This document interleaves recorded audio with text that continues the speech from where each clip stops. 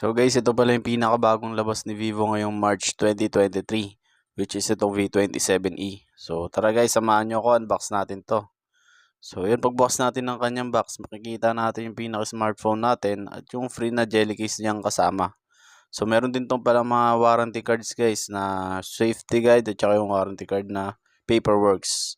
Then kasama nito, meron din siyang 66 watts power adapter. Yes guys, di kayo nagkakamali. Naka 66 watts na siya compare kay V25e na naka 44 watts lang.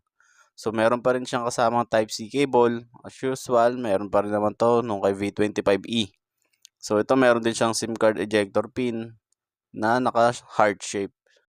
Ang SRP pala na itong smartphone na to is 16,999. Yan, mabibili nyo siya sa mga retail stores natin nationwide at saka sa mga online app stores like Shopee or Lazada. So ito yung lavender purple na pinagmamalaki ni Vivo ngayon na